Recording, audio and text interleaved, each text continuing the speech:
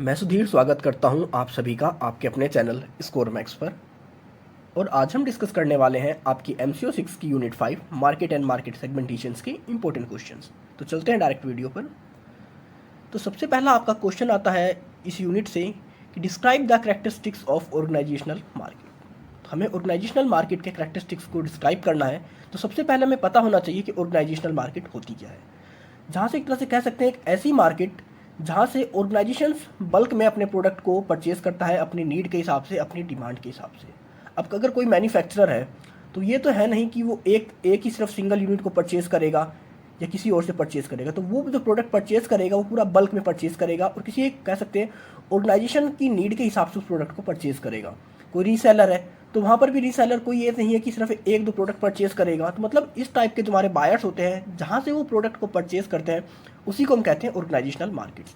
अब इसके अगर हम कैरेक्टरिस्टिक्स की बात करें, इसके कैरेक्टरिस्टिक्स कौन कौन से हैं, तो सबसे पहला इसका जो कैरेक्टरिस्टिक्स है कि फ्यू बायर्स कंपैरिजन टू आपकी कंज्यूमर मार्केट्स। अब आपकी जो कंज्यूमर मार्केट होती है, रिटेल मार्केट्स होती है, वहाँ पर आपके बायर्स बहुत ज़्यादा अवेलेबल होते हैं। लेकिन आपकी जो ऑर्गेनाइजेशनल मार्केट्स होती हैं यहाँ पर आपके जो बायर्स होते हैं बहुत ही लिमिटेड नंबर्स में अवेलेबल होते हैं। दूसरा कैरेक्टरिस्टिक्स है इसका आपका लार्ज बायर। अगर हम बात करते हैं रिटेलर्स की तो वहाँ पर क्या होता है, जो कंज्यूमर मार्केट में रिटेलर्स होते हैं वो एक प्रोडक्ट या दो प्रोडक्ट परचेज करते हैं। लेकिन जो हमारी ऑर्गेनाइजेशनल मार्केट्स होती है इनके अंदर प्रोडक्ट्स को कह सकते हैं लार्ज क्वांटिटीज़ के अंदर प्रोडक्ट को परचेज़ किया जाता है, बाय किया जाता है। यहाँ पर जिस क्वांटिटी में कह सकते हैं परचेज़ करते हैं वो बहुत ज़्यादा अपने आप में एक बल्क अमाउंट होता है उस प्रोडक्ट का। नेक्स्ट आपका इसका जो मेन कैरेक्टरिस्टिक्स है जोग्राफिकल कंसंट्रेशन। अगर हम रिटेल की बात करें या कह सकते हैं कंज्यूमर बायर्स की बात करें, कंज्यूमर मार्केट की बात करें, तो उन्हें अपने शॉप्स को इंडिया के हर पार्ट में अलग अलग जोग्राफी में अवेलेबल करवाना पड़ता है। लेकिन जब हम ऑर्गेनाइजेशनल मार्केट्स की बात करते हैं तो ये यहाँ पर कोई कंपलसरी नहीं होता कि हम अपने प्रोडक्ट्स को हर तरह की जोग्राफिकल कंडीशंस में, हर तरह की जोग्राफी में अवेलेबल करवाएं। हम अपने प्रोडक्ट को एक जगह से ही पूरी इंडिया के अंदर या पूरी कंट्री के अंदर, पूरे रीजन के अंदर सप्लाई कर सकते हैं। नेक्स्ट आपका डिराइव्ड डिमांड। अगर हम डिराइव्ड डिमांड की बात करें तो यहाँ पर हम देखते हैं कि जिस तरह कस्टमर्स की डिमांड बढ़ेगी वैसे ही हमारी ऑर्गेनाइजेशनल मार्केट के अंदर भी डिमांड बढ़ जाती है, प्रोडक्ट की सेल्स बढ़ जाती है। जो हमारे बायर्स होते हैं लार्ज क्वांटिटी में प्रोडक्ट को परचेज करने लगते हैं। अगर हमारे कंज्यूमर्स की डिमांड घट जाती है कंज्यूमर मार्केट के अंदर तो उसका इफेक्ट देखने को पड़ता है हमारी ऑर्गेनाइजेशनल मार्केट के अंदर। नेक्स्ट है आपकी इन इलास्टिक डिमांड। अब देखते हैं इसके अंदर कि हमारा जो भी प्राइस के अंदर फ्लक्चुएशंस आता है उसका कोई इफेक्ट देखने को नहीं मिलता हमारी ऑर्गेनाइजेशनल मार्केट के अंदर। प्राइस कुछ भी हो, अप हो डाउन हो, लेकिन उसका कोई भी इफेक्ट नहीं देखने को मिलेगा हमारी सेल्स के ऊपर, हमारी परचेसिंग के ऊपर। नेक्स्ट आपका फ्लक्चुएशन डिमांड। अब फ्लक्चुएशन डिमांड के अंदर हम बात करें, अगर हम देखते हैं जो इंडस्ट्रियल गुड्स होते हैं और सर्विसेज होते हैं ये बहुत ज़्यादा वोलेटाइल होते हैं अपने नेचर में। लेकिन अगर हम यहाँ पर कंपेयर करें इसको कंज्यूमर मार्केट से, कंज्यूमर गुड्स से, सर्विसेज से, तो वो कम वोलेटाइल होते हैं कंपेरिजन टू हमारी इंडस्ट्रियल गुड्स। नेक्स्ट आपका प्रोफेशनल परचेसिंग। अब ऑर्गेनाइजेशनल मार्केट के अंदर जिस भी प्रोडक्ट को परचेज करने का डिसीजंस लिया जाता है या किसी भी प्रोडक्ट को परचेज किया जाता है उसके लिए हर ऑर्गेनाइजेशन के पास कह सकते हैं एक तरह से वेल ट्रेंड और प्रोफेशनल पर्सनल्स होते हैं जो कि इस प्रोडक्ट के बारे में अच्छी समझ रखते हैं। उन्हें पता होता है कि उस प्रोडक्ट को किस तरह चेक करना है, उसकी क्या क्वालिटी होनी चाहिए। मतलब उसके जो भी डिसीजंस होते हैं परचेसिंग से रिलेटेड उनके लिए हमारे पास एक प्रोफेशनल टीम होती है जो इस चीज़ को हैंडल करती है। तो हमारी जो परचेसिंग होती है वो भी एक तरह से प्रोफेशनल तरीके से करी जाती है। नेक्स्ट आता है आपका क्लोज सप्लायर और कस्टमर रिलेशनशिप। अब जब हमारे प्रोडक्ट को डायरेक्टली कस्टमर और बायर एक साथ परचेज करेंगे, हमारा बायर सेलर दोनों आमने सामने रहकर प्रोडक्ट को परचेज कर रहे हैं, इनके बीच में कोई मीडिएटर नहीं है, तो सीधी सी बात है उनके बीच में जो एक रिलेशनशिप डेवलप होएगा वो क्लोज रिलेशनशिप डेवलप होएगा। नेक्स्ट आपका मल्टीपल बाइंग इन्फ्लुएंसेस। अब अगर कोई किसी प्रोडक्ट को परचेज करता है तो वहाँ पर उसको इन्फ्लुएंस करने के लिए बहुत सारे फैक्टर्स होते हैं। कोई भी ऑर्गेनाइजेशन है अगर किसी प्रोडक्ट को परचेज करेगा तो उसके पास एक परचेज कमेटी होगी, उसके पास कह सकते हैं प्रोफेशनल पर्सनल्स होंगे, उस कमेटी के मेंबर्स होंगे जो कि उसको परचेजिंग डिसीजंस को इन्फ्लुएंस करेंगे। ये नहीं होता किसी एक पर्सन ने कह दिया कि हम इस प्रोडक्ट को परचेज कर रहे हैं तो ऑर्गेनाइजेशन उस प्रोडक्ट को परचेज कर लेता है। हर किसी की यहाँ पर एडवाइस ली जाती है, हर किसी की राय ली जाती है और कमेटी का जो फाइनल डिसीजन होता है उसके हिसाब से ही उस प्रोडक्ट को परचेज किया जाता है। उसके साथ ही साथ हमारे जो सेलर होते हैं वो भी अपॉइंट करते हैं वेल ट्रेंड और एक्सपीरियंस सेल्स पर्सन को, जिसके थ्रू कि वो ज़्यादा से ज़्यादा बायर्स को अटेंड कर सके, उनको अट्रैक्ट कर सके अपने प्रोडक्ट की तरफ। नेक्स्ट आपका इसका जो कैरेक्टरिस्टिक्स है मल्टीपल सेल्स कॉल। अब ये नहीं होता कि सिंगल कॉल के थ्रू या एक ही बार में कोई प्रोडक्ट सेल्स हो जाता है। यहाँ पर हमारे जो सेलर्स होते हैं उनको बहुत ज़्यादा कॉल्स करनी पड़ती है, कंटिन्यू कई बार कह सकते हैं मीटिंग्स करनी पड़ती है जब उनकी रिक्वायरमेंट हो। तो इसके थ्रू कह सकते हैं कोई एक सिंगल बारी में या सिंगल टाइम्स में प्रोडक्ट की सेल्स नहीं होती। यहाँ पर हमारे जो सेलर्स होते हैं कई बार कांटेक्ट करते हैं हमारे बायर्स को, उनसे मीटिंग करते हैं और कोशिश करते हैं कि उनके डिसीजन को इन्फ्लुएंस कर सके कि वो उनके प्रोडक्ट को परचेज कर लें। नेक्स्ट आपका डायरेक्ट परचेसिंग। अब डायरेक्ट परचेसिंग की बात करें तो यहाँ पर हमारे जो सेलर और बायर होते हैं इनके बीच में कोई भी मीडिएटर इन्वॉल्व नहीं होता प्रोडक्ट की डिलीवरी के लिए, उसको बाय और सेल्स करने के लिए। नेक्स्ट आपका रेसिप्रोसिटी।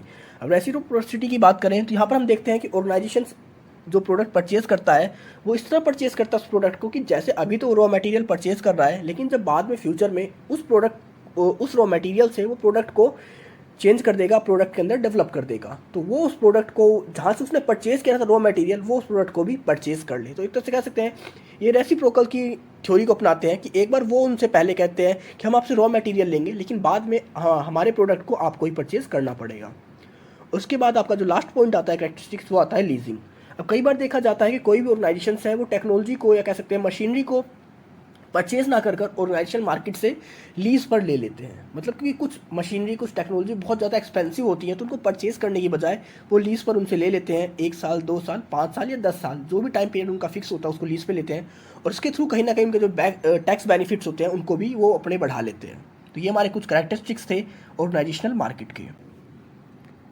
नेक्स्ट आती है आपकी discuss various types of organisational market. अब हमें यहाँ पर डिस्कस करना है ऑर्गेनाइजेशनल मार्केट्स के डिफरेंट टाइप्स को, वेरियस टाइप्स को, किस किस टाइप्स की हमारी ऑर्गेनाइजेशनल मार्केट्स होती हैं। तो अगर हम ऑर्गेनाइजेशनल मार्केट्स की बात करें तो नॉर्मली हमारे पास 4 तरह की ऑर्गेनाइजेशनल मार्केट होती हैं। तो सबसे पहला जिसका पार्ट आता है, सबसे पहला जो टाइप आता है वो होता है आपका ऑर्गेनाइजेशनल मार्केट। अब इसके अंदर हम देखेंगे कि it is also known as the producer और बिजनेस मार्केट। हम अपनी इंडस्ट्रियल मार्केट को प्रोड्यूसर और बिजनेस मार्केट भी कहते हैं। इसके अंदर हमारा जो मेन वर्क होता है कि हम गुड्स और सर्विसेज को डेवलप करते हैं, प्रिपेयर करते हैं, उनको मैन्युफैक्चर करते हैं for the purpose of sold in organisational और कंज्यूमर मार्केट। मतलब उस प्रोडक्ट को हम इसलिए बनाते हैं कि जिसके थ्रू या तो हम उसको ऑर्गेनाइजेशन को सेल्स कर सके या फिर उस प्रोडक्ट को हम कंज्यूमर मार्केट में सेल्स कर सके। तो उनका मेन पर्पस होता है उस प्रोडक्ट को किसी दूसरी या तो ऑर्गेनाइजेशन को सेल करना या फिर उस प्रोडक्ट को फाइनली कंज्यूमर तक सेल्स करना। इसको हम आगे अगर फर्दर डिवाइड करते हैं, इसके अंदर जो मेजर इंडस्ट्रीज़ हैं हमारी ऑर्गेनाइजेशन इंडस्ट्रियल मार्केट के अंदर, तो मेजर इंडस्ट्रीज़ हैं इसकी agriculture, forestry, fisheries. Industrial market are the further divided into 4 parts. हमारी जो इंडस्ट्रियल मार्केट है इसको आगे फर्दर 4 पार्ट में डिवाइड किया जाता है। पहला पार्ट आता है आपका मैन्युफैक्चर्स, दूसरा farms, fisheries and mining, third आता है आपका फाइनेंशियल इंस्टीट्यूशंस और चौथे में आते हैं आपकी services like transport, hotels, banking etcetera. Next आती है आपकी रीसेलर मार्केट। अब रीसेलर मार्केट के अंदर हम देखते हैं कि हम किसी गुड्स को परचेज करते हैं for the purpose of resale. और रीसेल क्यों करेंगे कि उस रीसेल के थ्रू हम कहीं ना कहीं एक अर्निंग को अर्न करेंगे, प्रॉफिट को अर्न करेंगे। तो यहाँ पर किसी प्रोडक्ट को परचेज किया जाता है और बाद में उसको रीसेल कर दिया जाता है कस्टमर्स को सेम कंडीशन पर। यहाँ पर हमारे जो रीसेलर होते हैं प्रोडक्ट में कोई भी मॉडिफिकेशन, कोई भी चेंजमेंट नहीं करते, सेम कंडीशंस पर जिस कंडीशन में उन्होंने प्रोडक्ट को परचेज किया होता है उसी कंडीशन में उस प्रोडक्ट को फर्दर आगे रीसेल कर देते हैं। हमारी जो रीसेलर मार्केट होती है 2 तरह की होती है। एक इसमें आपका पार्ट आता है होल सेलर्स और दूसरा होता है रिटेलर्स। होल सेलर्स मतलब हम अपने प्रोडक्ट को बल्क में सेल्स कर देते हैं, रीसेल करते हैं होल सेलर्स को, जिसके थ्रू कि वो रीसेलर्स आगे उस प्रोडक्ट को रिटेलर्स को सेल करते हैं। और एक होता है हम डायरेक्टली उस प्रोडक्ट को बल्क में रिटेलर्स को सेल करें। अब यहाँ पर हमारे रीसेलर्स के ऊपर बहुत सारी प्रॉब्लम होती हैं, बहुत सारी प्रॉब्लम्स को फेस करना पड़ता है कि वो किस तरह के प्रोडक्ट का कॉम्बिनेशन अपने पास स्टॉक में रखे जिसको कि वो आगे फर्दर रीसेल कर सके। अब इसके अंदर किस किस तरह की कंडीशंस होती है, कौन कौन सी प्रॉब्लम आती है, कैसे देखता है, तो वह 4 तरह से देखता है कि वो किस तरह डिसाइड करेगा कि किस तरह के प्रोडक्ट को रीसेल करेगा। फर्स्ट आता है आपका एक्सक्लूसिव असॉर्टमेंट। अब इसके अंदर हमारा जो when resellers assort goods from the line of only one manufacturer. यहाँ पर मतलब हम जिस भी प्रोडक्ट को रीसेल करते हैं वो सिर्फ एक ही मैन्युफैक्चरर्स के थ्रू आता है। मतलब हम एक ही मैन्युफैक्चर से प्रोडक्ट को परचेज करते हैं और उसी को रीसेल करते हैं आगे फर्दर, या तो हम रीसेलर्स को या होल सेलर्स को। नेक्स्ट आता है डीप असॉर्टमेंट। अब इसके अंदर हमारी जो प्रोडक्ट हम रीसेल करते हैं उनकी प्रोडक्ट फैमिली तो एक ही होती है, लेकिन उनकी हम अलग अलग ब्रांड्स को भी, अलग अलग वैराइटीज़ को भी रीसेल करते हैं आगे होलसेलर्स को, रिटेलर्स को। नेक्स्ट आता है आपका ब्रांड असॉर्टमेंट। ब्रांड असॉर्टमेंट की बात करके variety of products from different product family. मतलब यहाँ पर हम अलग अलग प्रोडक्ट फैमिली के थ्रू अलग अलग ब्रांड्स के, अलग अलग कंपनीज के प्रोडक्ट को एक साथ सेल करते हैं।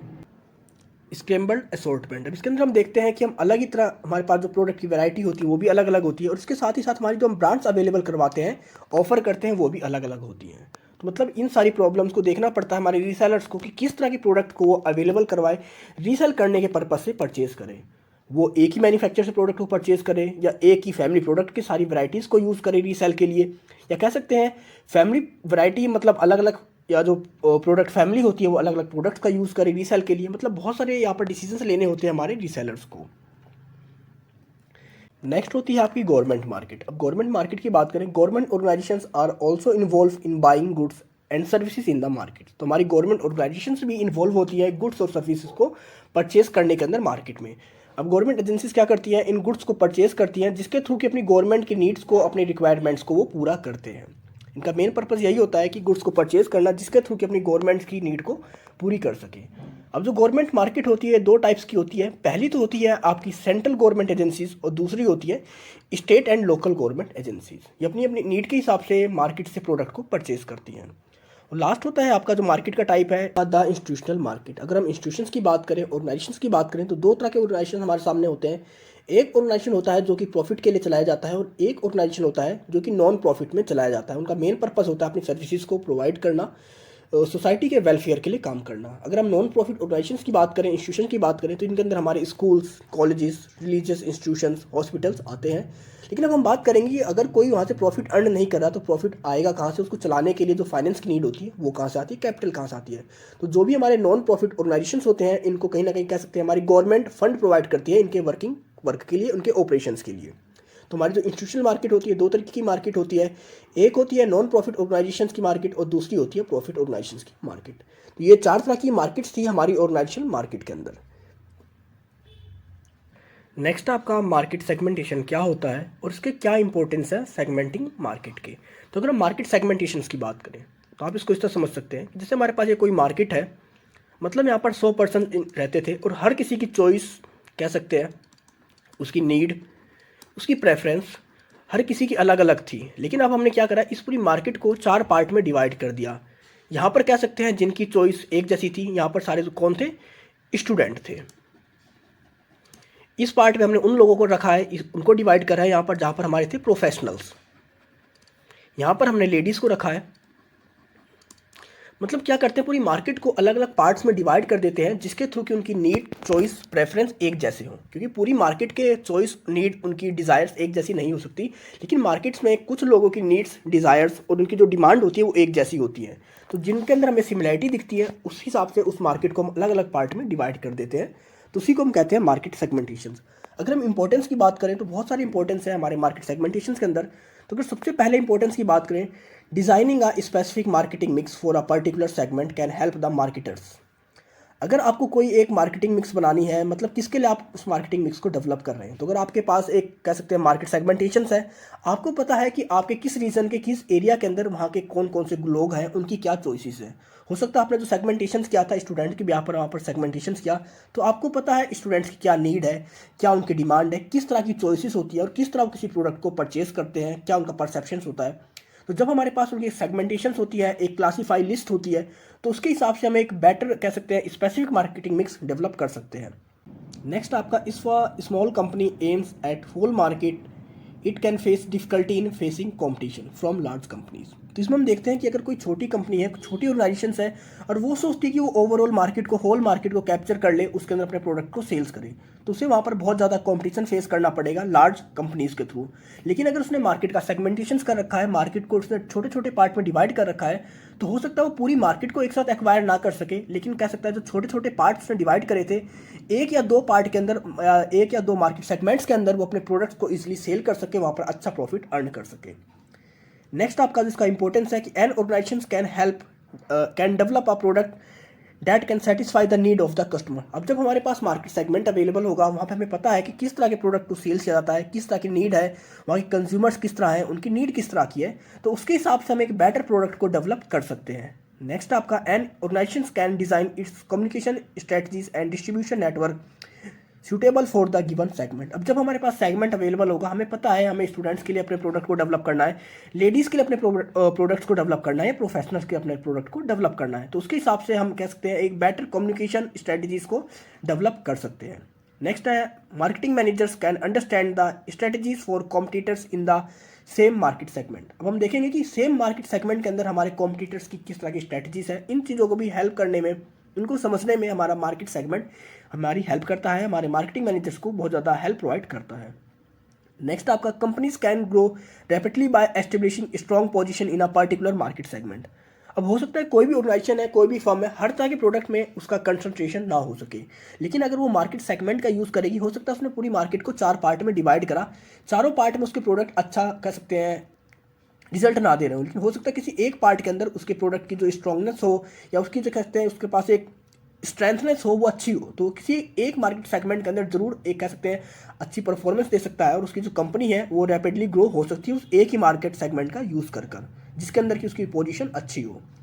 नेक्स्ट आपका companies can save their market resources and concentrate on profitable segment. अब होता है कि अगर आपके पास 4 तरह के आपके पास प्रोडक्ट है, 4 तरह के सेगमेंट में आपने मार्केट को डिवाइड कर लिया और आप देखोगे चारों सेगमेंट में कौन सा सेगमेंट आपके लिए प्रॉफिटेबल है, तो उस कंडीशन में आप सिर्फ उसी सेगमेंट के अंदर अपना इन्वेस्टमेंट करोगे, अपने ऑपरेशंस को करोगे, अपने रिसोर्सेज का यूज़ करोगे जो कि आपके लिए प्रॉफिटेबल है। अगर हो सकता है आपने सेगमेंट को डिवाइड ही नहीं किया था, आपके पास अब आप पूरी मार्केट के अंदर अपने एफर्ट लगा रहे थे, पूरी मार्केट के अंदर अपने रिसोर्सेज का यूज़ कर रहे थे, तो कहीं ना कहीं वो आपके लिए प्रॉफिटेबल साबित नहीं होते। तो मार्केट सेगमेंट के अंदर हम देखते हैं कि जो सेगमेंट हमारे लिए प्रॉफिटेबल है सिर्फ उसी जगह हम अपनी मार्केटिंग रिसोर्सेज का यूज़ करते हैं। नेक्स्ट आपका इंपॉर्टेंस है, it makes marketing easier, help to discover नए markets and become more efficient with the marketing resources. अभी हमारी हेल्प करता है कि हम किस तरह अपनी मार्केटिंग स्ट्रेटजीज को, अपनी मार्केटिंग को ईजियर बना सके कंपैरिजन टू हम विदाउट मार्केट सेगमेंटेशंस। और लास्ट आपका इंपॉर्टेंट है कि its allows the organisations to specialise and can focus on satisfying one group needs. अब इसके थ्रू ही मार्केट सेगमेंट्स के थ्रू ही कहीं ना कहीं हमारी जो ऑर्गेनाइजेशन होती हैं, कई ऑर्गेनाइजेशन आज के टाइम में है वो एक ग्रुप स्पेसिफिक के लिए ही अपने प्रोडक्ट को डिज़ाइन करती हैं। उन्होंने मतलब मार्केट सेगमेंटेशन का यूज़ करा, अब वो उस सेगमेंटेशन के लिए अपने प्रोडक्ट को यूज़ कर सकते हैं या यूज़ बनाते हैं। जैसे अगर आप बात करें एलवी की, तो एलवी मतलब क्या, एक तरह से एक लग्जरी ब्रांड है और ये सिर्फ एक हमारा जो इसमें सेगमेंट देखा था कि जो लग्जरी पीपल्स का, इलाइट ग्रुप्स का एक सेगमेंट है, सिर्फ उनके लिए ही डिज़ाइन करता है। अगर ये किसी स्पेसिफिक पर्सनस के लिए काम करेगा तो उनके लिए कह सकते हैं एक बेटर से बेटर रिजल्ट दे पाएगा उनको प्रोडक्ट्स के अंदर, उनके सेटिस्फैक्शन लेवल के अंदर। तो ये हमारे इंपॉर्टेंस थे मार्केट सेगमेंटेशंस के। नेक्स्ट आता है आपका explain mass marketing and target marketing. अब इसमें हम देखते हैं कि हमारे जो पीपल्स है, जो कस्टमर्स हैं, उनकी जो प्रोडक्ट की नीड्स होती हैं वो हेट्रोजीनियस होती हैं। हर किसी की नीड एक दूसरे से अलग होती है, चॉइसेस अलग होती है, प्रेफरेंसेस अलग होती है, उनकी नीड्स, डिज़ायर सब कुछ एक दूसरे से अलग होती है। तो इस कंडीशन में हम किस तरह प्रोडक्ट को सेल्स करें, और कहीं ना कहीं इनकी जो डाइवर्सिटी होती है, इसी को हम क्या कहते हैं, डाइवर्सिटी ऑफ बायर्स। मतलब हर बायर्स की जो एक नीड होती है वो एक दूसरे से अलग होती है। अब आप देखोगे कि कोई बायर हो सकता है, कोई लेडीज़ है वो साड़ी को वियर करना पसंद करेगी, तो कोई सूट्स वियर करती है, तो कोई पैंट्स या फॉर्मल ड्रेसेस को वियर करती है। तो हर किसी की नीड, हर किसी की चॉइस एक दूसरे से अलग होती है। तो यहाँ पर हमें देखना होता है कि हम किस तरह पूरी मार्केट को कैप्चर करें। तो कंपनी क्या करती है, अपनी मार्केट को कह सकते हैं अलग अलग सेगमेंट्स में डिवाइड कर देती है और छोटे छोटे सेगमेंट का यूज़ करती है अकॉर्डिंग टू हमारी फैक्टर्स जो कि इन्फ्लुएंस करते हैं उसकी डिमांड को और उसकी सप्लाई को। इसमें आप एग्जांपल ले सकते हैं, टाइटन एक ब्रांड है, मतलब एक कंपनी है, लेकिन इसने अपने प्रोडक्ट्स को किस तरह डिवाइड कर रखा है। मतलब अगर हम फास्ट ट्रैक की बात करें तो ये इसका सेगमेंट है किसके लिए, यंग टीनेजर्स के लिए। अगर हम टाइटन रागा की बात करें तो ये किसके लिए सेगमेंट है, इसका ह्यूमंस के लिए। अगर हम टाइटन LYS की बात करें तो इलाइट क्लास ऑफ कस्टमर्स के लिए, मतलब जो लग्जरी क्लास है उसके लिए। तो मतलब इनका प्रोडक्ट एक था लेकिन उन्होंने मार्केट सेगमेंटेशन का यूज़ किया और अपने प्रोडक्ट को मार्केट की नीड के हिसाब से, वहाँ पर लोगों की प्रेफरेंसेस के हिसाब से, उनकी डाइवर्सिटी के हिसाब से अपने प्रोडक्ट को चेंज किया। अब इसी के अंदर आपकी 2 तरह की स्ट्रेटजीज होती हैं, एक होती है आपकी मास मार्केटिंग और एक होती है आपकी टारगेट मार्केटिंग। अब मास मार्केटिंग को हम कह सकते हैं, जैसे कहते हैं शॉटगन अप्रोच। इसके अंदर हम देखते हैं कि कंपनी सिंगल ही प्रोडक्ट को बहुत होल मात्रा में, कह सकते हैं बल्क मात्रा में प्रोड्यूस करती है अपने डिस्ट्रीब्यूशन के लिए। मतलब उसका जो प्रोडक्शन होगा वो होगा सिंगल प्रोडक्ट का, मतलब सिंगल प्रोडक्ट को वो बल्क में प्रोड्यूस करेगी। जब कोई अगर बल्क में प्रोड्यूस करता है तो उसकी जो कॉस्टिंग होती है वो अपने आप कम हो जाती है। तो मतलब एक ही तरह के प्रोडक्ट की वो मार्केटिंग करती है ओवरऑल मार्केट के अंदर, जिसके थ्रू कि उसे लगता है कि हाँ अगर उसकी कॉस्टिंग कम है, उसके प्रोडक्ट कम सेल्स होंगे तो भी उसे प्रॉफिट ज़्यादा होगा क्योंकि उन प्रोडक्ट की जो कॉस्टिंग थी वो कम थी। तो इसी को हम कहते हैं मास मार्केटिंग। मतलब ओवरऑल मार्केट के लिए एक तरह की स्ट्रैटेजीज को डेवलप करते हैं, लेकिन इस तरह के टेक्निक्स को बहुत कम यूज़ किया जाता है मार्केट के अंदर, क्योंकि हर किसी को पता है कि हमारे जो बायर्स की नीड होती है वो एक दूसरे से बहुत ज़्यादा अलग होती है और एक ही प्रोडक्ट कह सकते हैं हम ओवरऑल मार्केट्स के लिए डेवलप नहीं कर सकते। इसी के अंदर आपकी जो दूसरी स्ट्रेटजी होती है वो होती है टारगेट मार्केटिंग। अब टारगेट मार्केटिंग के अंदर बात करेंगे, in the target marketing practice marketers believes that one marketing mix can not satisfy need of the consumer. मतलब एक कोई भी आपकी अगर मार्केटिंग मिक्स की स्ट्रेटजी है तो वो हर किसी के लिए सफिशिएंट नहीं है। तो यहाँ पर एक कह सकते हैं डिफरेंट हमारी जो भी मार्केटिंग मिक्स होती हैं उनको बनाया जाता है अलग अलग सेगमेंट्स के लिए। यंग के लिए अलग आपकी मार्केटिंग स्ट्रेटजीज होगी, फीमेल्स के लिए आपकी मार्केटिंग स्ट्रेटजीज अलग होगी, मेल्स के लिए आपकी मार्केटिंग स्ट्रेटजीज अलग होंगी। तो मतलब हर सेगमेंट के लिए एक अलग तरह की मार्केटिंग स्ट्रेटजीज को डेवलप किया जाता है जिसके थ्रू कि उस प्रोडक्ट को उनको ईजिली सेल्स किया जा सके। इसको हम क्या कहते हैं, इसको हम कहते हैं एक तरह से राइफल अप्रोच। मतलब यहाँ पर हम अलग अलग ग्रुप्स के अंदर मार्केट को डिवाइड कर देते हैं और उस ग्रुप के हिसाब से ही हम उनके नीड के हिसाब से अपने प्रोडक्ट को डिज़ाइन करते हैं, उनको टारगेट करते हैं। यहाँ पर हम बहुत सारे प्रोडक्ट्स को डिज़ाइन करते हैं। अब कोई भी कह सकते हैं एक कंपनी है और वो क्या करेगी, वो एक प्रोडक्ट की जगह 10 तरह के प्रोडक्ट को डिज़ाइन करती है। अब 10 तरह के प्रोडक्ट किसके लिए डिज़ाइन करेगी? हो सकता है कोई एक प्रोडक्ट यूथ के लिए हो, कोई एक प्रोफेशनल के लिए हो, कोई एक फीमेल्स के लिए हो। मतलब इस तरह के अलग अलग सेगमेंट्स के लिए अपने प्रोडक्ट को डिज़ाइन करेगा और जिस सेगमेंट के लिए उस प्रोडक्ट को डिज़ाइन करेगा उस सेगमेंट में उस रीजन्स में उस प्रोडक्ट की मार्केटिंग करता है। तो इसके थ्रू कह सकते हैं जब हमारे अलग अलग सेगमेंट्स को उनकी नीड के हिसाब से प्रोडक्ट मिलेंगे तो कहीं ना कहीं उनकी नीड्स होगी ज़्यादा से ज़्यादा सेटिस्फाई होंगी, क्योंकि हम सिमिलर नीड्स के हिसाब से अपने प्रोडक्ट को डिज़ाइन कर रहे हैं। तो हमारी जो सेल्स होगी वो भी इंक्रीज़ होगी और ये कहीं ना कहीं हमारी जो सेल्स को इंक्रीज़ करेगी और हमारी कंपनी को हेल्प करेगी उसके प्रॉफिट को अर्न करने में, उसको जो बिजनेस गोल्स थे उनको अचीव करने में। मतलब हमारी जो टारगेट मार्केटिंग है आज के टाइम में सबसे ज़्यादा यूज़ करी जाती है हमारी बिजनेस के अंदर अपने प्रोडक्ट को सेल्स आउट करने के लिए। लास्ट क्वेश्चन है आपका इस यूनिट से कि what are the requirements of effective market segmentation, कि एक इफेक्टिव मार्केट सेगमेंटेशन के लिए हमें किन किन चीज़ों की नीड होती है। सेगमेंटेशन का मतलब मैंने आपको बताया कि मार्केट को हम डिवाइड कर देते हैं उनके नीड, चॉइस और प्रेफरेंसेस के हिसाब से और उसके हिसाब से ही हम अलग अलग सेगमेंट्स के लिए अपने अलग अलग प्रोडक्ट को डिज़ाइन करते हैं, अलग अलग अपनी मार्केटिंग स्ट्रेटजीज को डेवलप करते हैं। तो इसके लिए हमें कुछ रिक्वायरमेंट होती है। तो सबसे पहले जो रिक्वायरमेंट होती है आइडेंटिफिएबल एंड मेजरेबल। मतलब यहाँ पर देखते हैं कि marketer should be able to find the out relevant variables on which the market segment is to be divided in. यहाँ पर हमें देखना होता है कि मार्केट को डिवाइड करने के लिए हमें किन रेलिवेंट वेरिएबल्स की नीड होती है। मतलब हमारे पास कुछ ऐसे वेरिएबल्स होते हैं जिनके बिहाफ पर हम उस मार्केट के सेगमेंट को या वहाँ की जो मार्केट पॉपुलेशन है उनकी नीड चॉइसेस हैं उनको मेजर कर सकें, उनको ईजिली पहचान सकें। इसमें आपके कौन कौन से मेजरेबल्स हो सकते हैं? हो सकता है उनकी एज के हिसाब से मार्केट का सेगमेंटेशन कर रहे हो, लोकेशन के हिसाब से कर रहे हो, जेंडर के हिसाब से कर रहे हो, या उनकी कह सकते हैं मैरिटल स्टेटस के हिसाब से उनका सेगमेंटेशन कर रहे हो। तो सबसे पहले नीड क्या होती है? आइडेंटिफिएबल एंड मेजरेबल वेरिएबल्स की नीड होती है जिसके हिसाब से कि हम उस मार्केट को डिवाइड कर सकें। नेक्स्ट आपका स्टेबिलिटी। स्टेबिलिटी का मतलब है कि हम किस तरह मार्केट को डिवाइड करें कि जो स्टेबिलिटी है लॉन्ग टाइम तक रह सके। ये ना हो कि हमने मार्केट को डिवाइड तो कर दिया 4 पार्ट में, उनकी नीड के हिसाब से, उनकी साइकोलॉजिकल और डेमोग्राफिक वेरिएबल्स के हिसाब से आज के 1 महीने बाद उनकी नीड चॉइस अलग अलग हो जाए, उनकी डिफरेंट हो जाए। मतलब हम एक इस तरह की स्टेबिलिटी चाहते हैं उनकी चॉइसेस के अंदर, उनके वेरिएबल्स के अंदर, जो कि लॉन्ग टाइम तक स्टे कर सके, जिसके थ्रू कि हमारी जो ऑर्गेनाइजेशन है लॉन्ग टाइम तक प्रॉफिट अर्न कर सके। नेक्स्ट आपका reachable and accessible in terms of media and cost. अब हम देखते हैं इस तरह का मार्केट का सेगमेंटेशन करेंगे जहां पर हमारी मीडिया, हमारा एडवर्टाइजमेंट इफेक्टिवली पहुंच सके। क्योंकि हमने मार्केट का सेगमेंटेशन क्या है, अब अपने प्रोडक्ट की एक तरह से कह सकते हैं मार्केटिंग करते हैं, वहाँ पर अपना एक प्रमोशंस करते हैं। तो प्रमोशन किस तरह के करेंगे? हम न्यूज़पेपर का यूज़ करेंगे, मैगजीन्स का यूज़ करेंगे, टेलीविजन का यूज़ करेंगे, इंटरनेट का यूज़ करेंगे या कम्युनिकेशन का यूज़ कर सकते हैं। तो इन सभी को यूज़ करने के लिए हमारे पास होना चाहिए कि वो एरिया हमारे रीचेबल और एक्सेसिबल हो। नेक्स्ट आता है आपका डिफरेंशिएबल। अब इसमें होता है कि हम जो भी मार्केट का सेगमेंट करेंगे, डिवाइड करेंगे, वो एक दूसरे से डिफरेंशियल होने चाहिए, मतलब एक दूसरे से अलग होने चाहिए। ये ना हो कि हमने मार्केट को डिवाइड तो अलग अलग सेगमेंट में कर दिया लेकिन कहीं ना कहीं उनकी चॉइसेस, उनकी नीड्स एक जैसी हैं, एक सेगमेंट के अंदर ही आते हों। जैसे आप एग्जांपल ले सकते हैं कि एक पर्सन सिटी ए के अंदर रहता है और दूसरा सिटी बी के अंदर रहता है, लेकिन दोनों किस तरह रिएक्ट करते हैं, मतलब सिमिलर वे में दोनों रिएक्ट करते हैं सेल्स के टाइम पे। तो इस कंडीशन में हमारा जो मार्केट सेगमेंटेशन होगा वो एक इफेक्टिव मार्केट सेगमेंटेशन नहीं कहलाएगा। तो सेगमेंटेशन का हमें ये भी देखना होता है कि उनके बीच में जो डिफरेंशिएशन हो वो प्रॉपर डिफरेंशिएशन हो। और लास्ट आपका एक्शनेबल, मतलब हमें मार्केट का सेगमेंटेशन इस तरह करना चाहिए कि हम उस सेगमेंटेशन को एक्शन के अंदर डेवलप कर सकें, एक्शन के अंदर कन्वर्ट कर सकें। हमें इस तरह का कोई भी सेगमेंटेशन नहीं करना चाहिए जो कि प्रैक्टिकल लाइफ में पॉसिबल ही ना हो।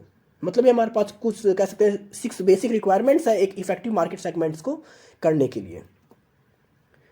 तो ये आपके इंपॉर्टेंट क्वेश्चंस खत्म होते हैं। आई होप आपको सब कुछ समझ में आ गया होगा। अगर आपको कोई इशू है, कोई डाउट है तो आप मुझे कमेंट सेक्शन में कमेंट कर सकते हैं और अब आप मुझे मेरे इंस्टाग्राम और टेलीग्राम पर भी फॉलो कर सकते हैं। तो मिलते हैं जल्दी एक नई वीडियो के साथ, तब तक के लिए take care, good bye friends.